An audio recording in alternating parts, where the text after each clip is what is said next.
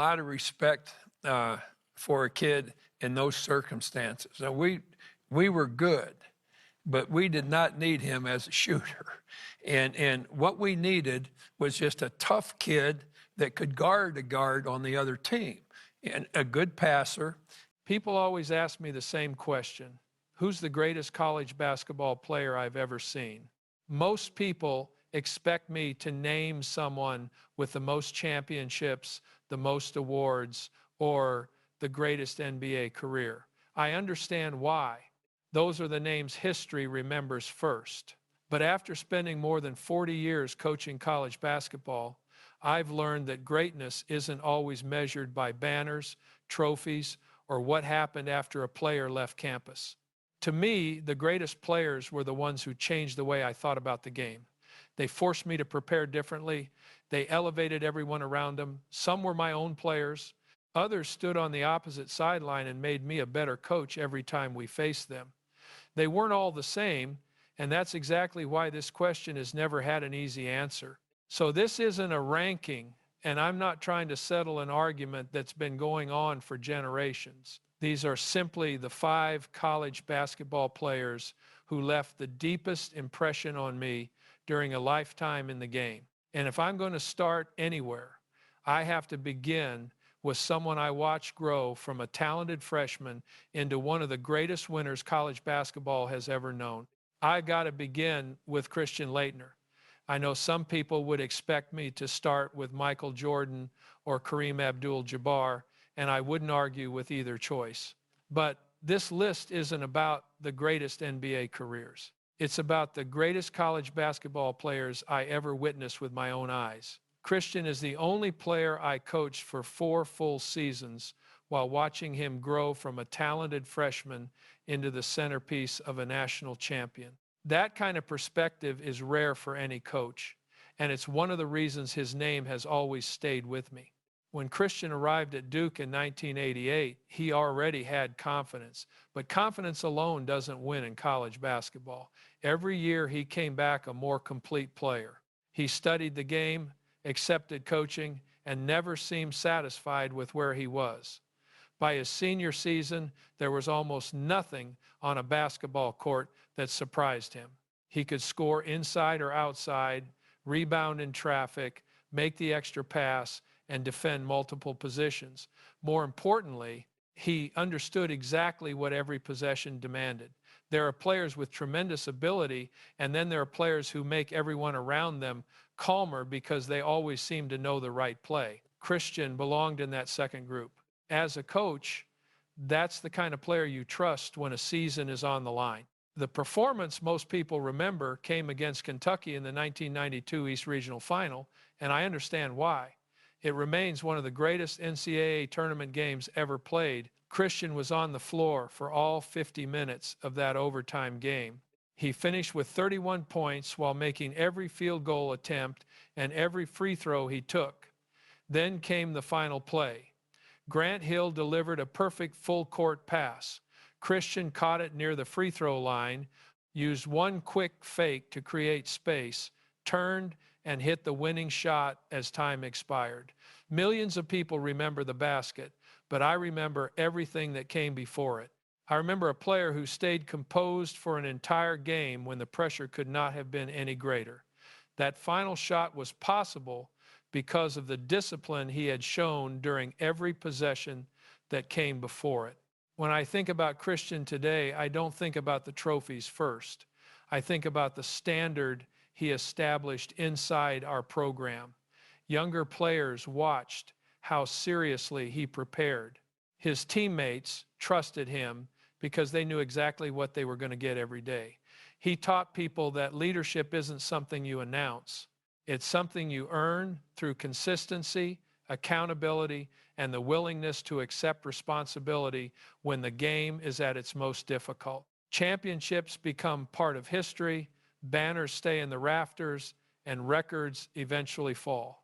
The example a player leaves behind is much harder to replace. That's what Christian Laettner gave to Duke, and that's why he'll always be one of the greatest college basketball players I've ever had the privilege to coach.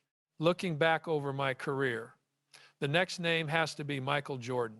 I never had the opportunity to coach Michael in college, but I coached against North Carolina enough to understand why people inside the game spoke about him differently even before he became the most famous player in the world. Today, it's almost impossible to separate the college player from the NBA legend, but I always try to remember who he was before all of that. He was a young man wearing Carolina blue who already carried himself with a level of confidence and discipline that was impossible to ignore. Even then, you could feel that he expected excellence from himself every time he stepped onto the court. What impressed me most wasn't that Michael could score. Great scorers have always existed in college basketball. It was the completeness of his game that forced every coach to rethink a game plan. He defended with the same intensity that he attacked. He moved without the ball as well as anyone I had ever seen. He never seemed rushed, even when the game sped up around him. Every possession mattered to him, whether it involved taking the final shot or making the extra rotation on defense. Coaches often talk about players making the right basketball play. Michael had an extraordinary ability to recognize what the game needed instead of chasing individual moments. That kind of maturity is unusual for any college player, especially one who was still so young. One memory that always stands out is the 1982 national championship game against Georgetown. Michael was only a freshman, and North Carolina was filled with experienced players.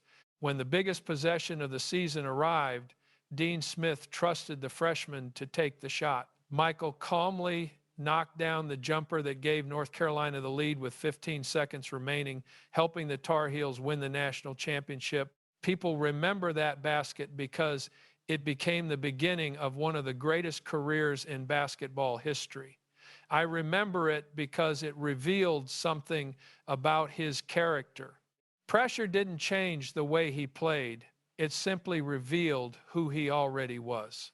Long before 6 NBA championships or worldwide fame, Michael had already shown that he welcomed responsibility when everything was at stake. As the years passed, I had the privilege of coaching Michael with Team USA, and seeing him up close only reinforced what I had believed for years.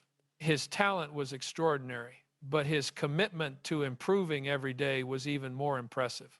He never acted as though he had mastered the game, because he was always searching for another way to become better. That mindset is what I admire most.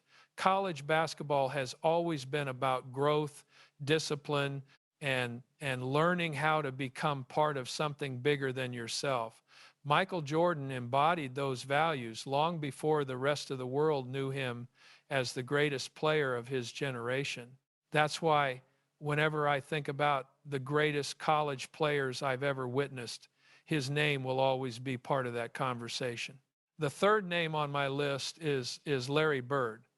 I never coached Larry, and by the time I began building Duke into a national program, his college career had already become part of basketball history. But every coach of my generation studied what happened at Indiana State, because players like Larry don't come along very often. He took a program that had never been considered a national power and carried it all the way to the national championship game. That wasn't simply remarkable basketball. It was leadership on a level that every college coach hoped to witness at least once. What always amazed me about Larry was how completely he understood the game. He wasn't the fastest player on the floor, and he certainly wasn't the highest jumper. None of that seemed to matter. He anticipated plays before they developed, found teammates who didn't even realize they were open, and controlled the pace without ever appearing rushed. Every possession felt deliberate. Defenses could take away one option, and he would immediately create another. Watching Larry reminded me that basketball has never been won by athletic ability alone. Intelligence, patience, and timing can be just as overwhelming when they're combined in one player. The moment everyone remembers is the 1979 national championship game between Indiana State and Michigan State.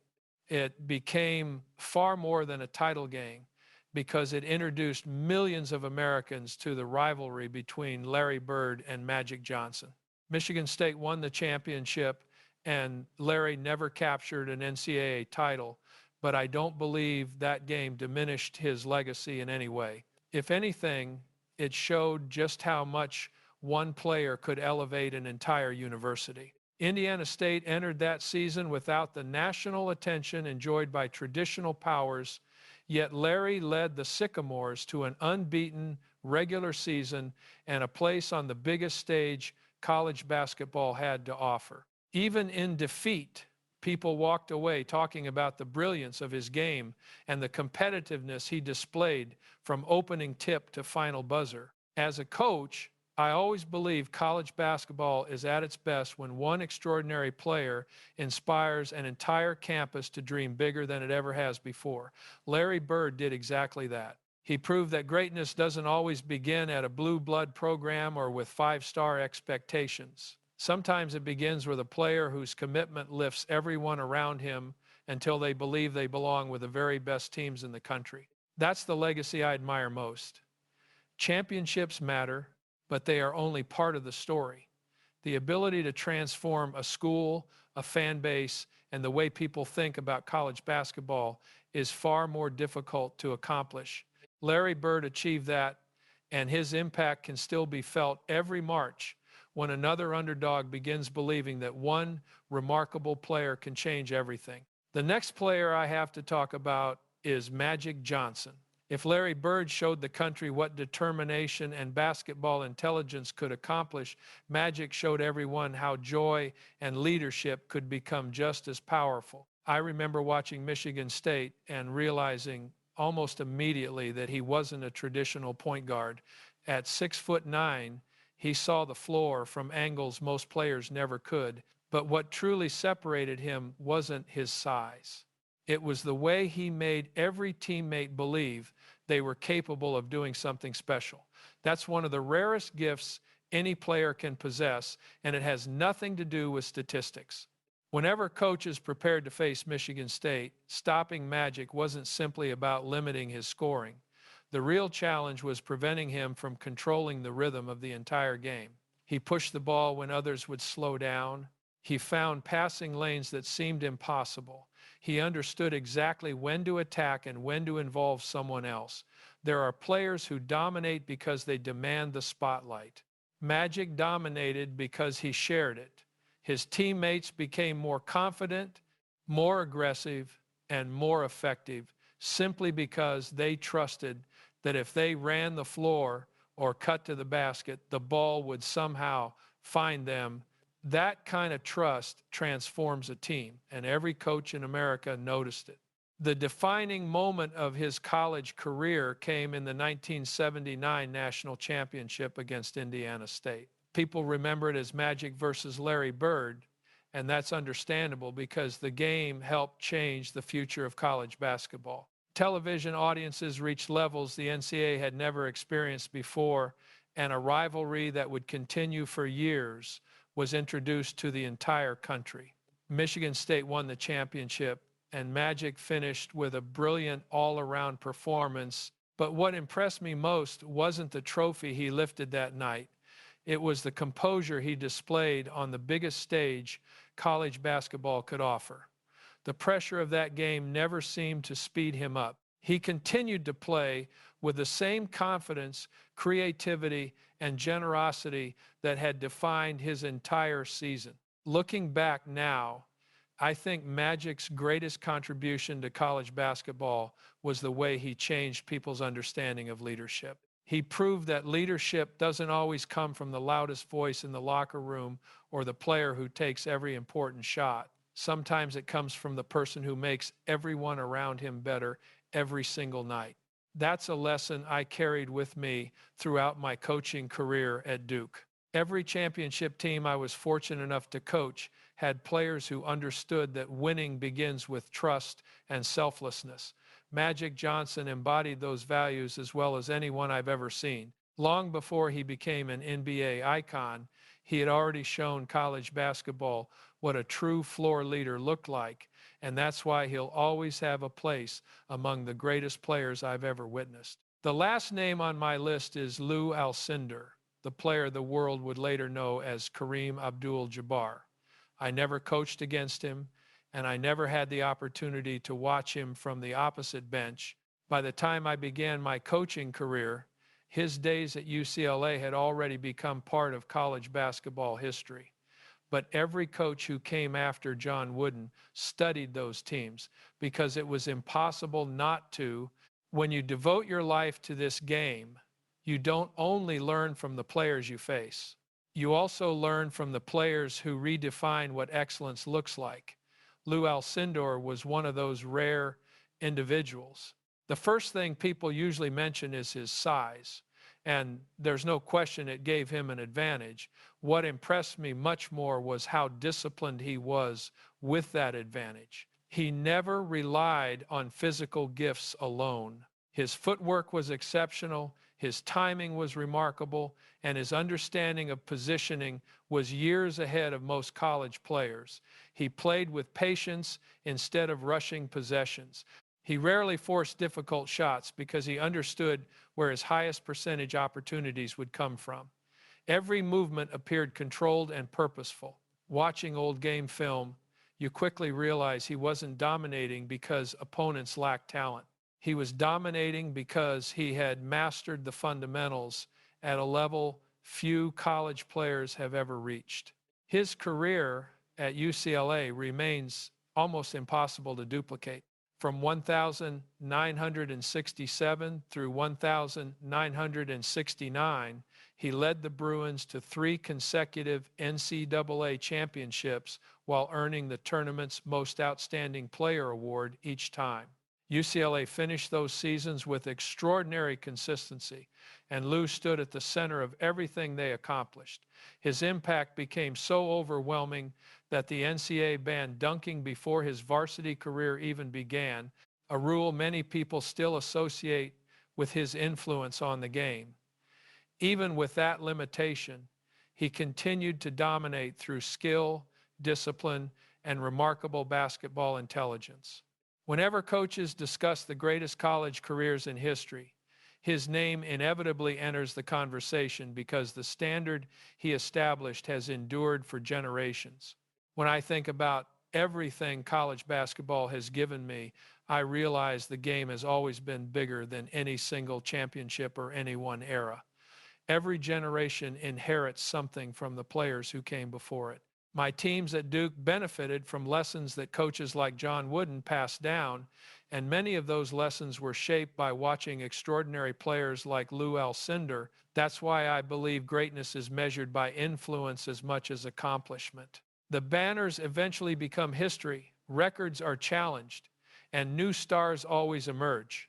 But the players who change the way coaches teach, the way teammates compete, and the way future generations understand the game leave behind something that lasts much longer than a trophy. For me, Lew Alcindor will always represent that kind of lasting legacy. When I look back on my life in college basketball, I don't think about it as a collection of seasons or championships. I think about people. That's what stays with you after all these years. The practices inside Cameron Indoor Stadium, the long nights preparing for March, the conversations with assistant coaches, the excitement on campus before a big game, and the players who taught me as much as I ever taught them, those memories have lasted much longer than any final score. I've been fortunate enough to coach remarkable young men, compete against extraordinary opponents, and learn from some of the greatest coaches this sport has ever known. Every championship banner hanging in a gym tells part of the story, but it can never tell the whole story. What really defines college basketball is the bond that forms inside a locker room, the trust that develops over months of hard work, and the belief that a group of young people can accomplish something together that none of them could achieve alone. The records we've celebrated will eventually be broken. Someone else will win more games. Another team will cut down the nets. That's the way sports should be. But the friendships, the lessons, and the sense of belonging that college basketball creates never disappear. Those are the gifts this game gave me, and they've remained with me far longer than any trophy ever could. So when people ask me who the greatest players I've ever seen were, I know there will never be an answer that satisfies everyone. There isn't supposed to be. These 5 men simply changed the way I understood basketball, leadership, and life. For that, I'll always be grateful. And if there's one lesson I hope people remember from my journey, it's that the greatest legacy in college basketball is never measured by what hangs in the rafters. It's measured by the lives you help shape long after the final buzzer sounds.